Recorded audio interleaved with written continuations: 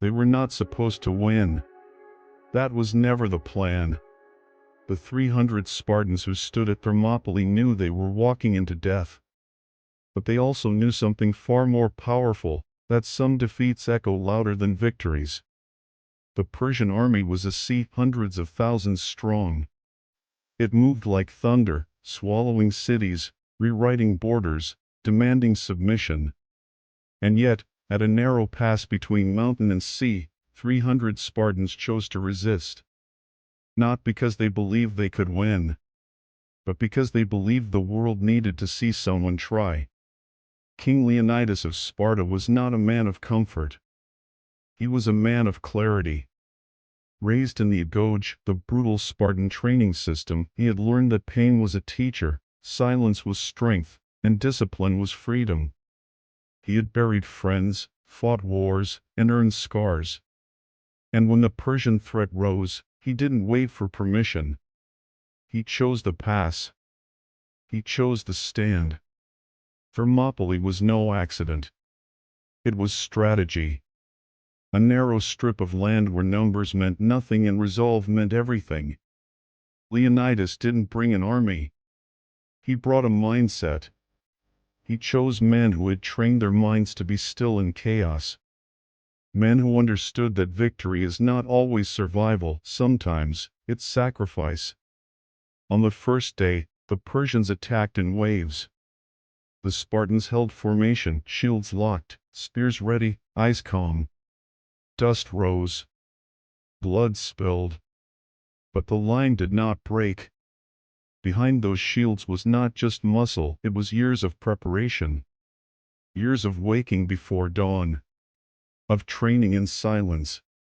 Of learning to fight not with rage, but with rhythm. By the second day, the Persians grew frustrated. They sent cavalry, archers, elite troops. Still, the Spartans held. Every man knew his role. Every man trusted the one beside him. And that trust, that unshakable unity, was stronger than any blade. They weren't just fighting for Sparta.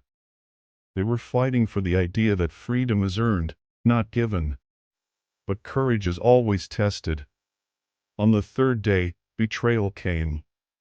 A Greek named Ephialtes revealed a hidden mountain path.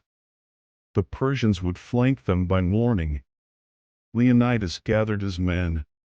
He didn't panic. He didn't curse fate. He simply said, "Eat well, for tonight we dine in Hades." It wasn't bravado. It was clarity. A leader who understood that dying with purpose is more powerful than living without one. He gave his men a choice.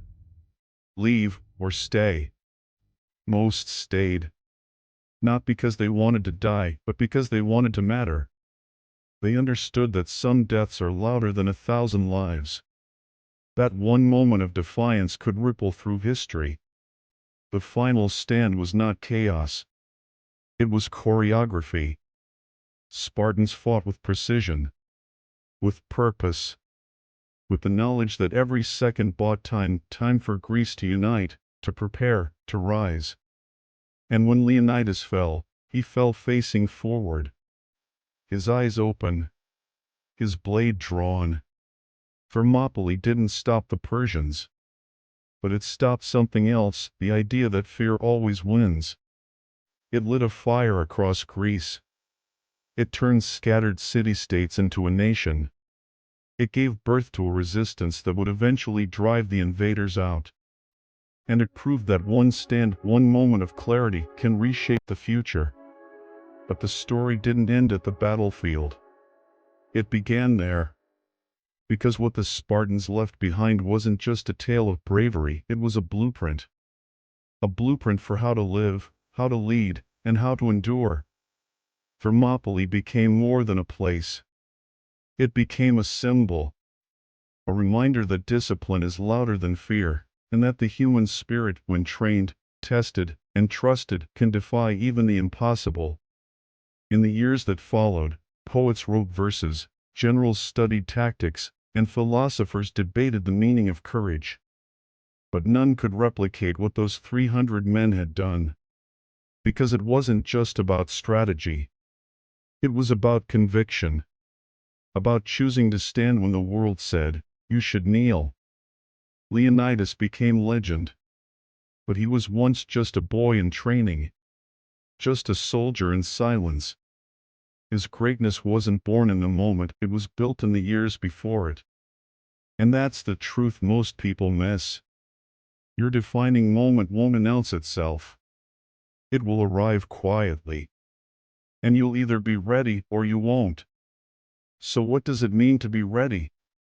It means waking up early when no one's watching. It means choosing discipline over distraction. It means building your mind like a fortress, brick by brick, thought by thought. It means preparing for a battle you may never fight, because when it comes, you won't have time to train. You'll have only what you've already built. And when that moment comes, when life flanks you, when betrayal cuts deep, when fear surrounds you, you'll remember Thermopylae. You'll remember that courage isn't loud. It's quiet. It's the whisper that says, "I will not move." It's the breath you take before stepping into the storm. It's the decision to stand, not because you're guaranteed to win, but because you refuse to quit. The Spartans didn't just fight. They taught us how to live. They taught us that legacy is not built in comfort, it's built in fire. That the world doesn't need more noise.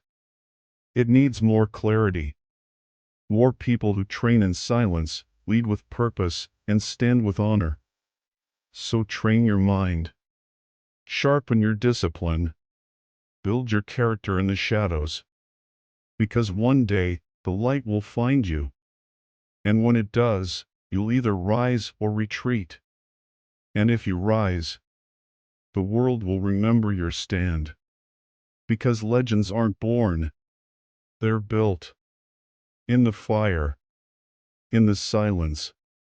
In the stand.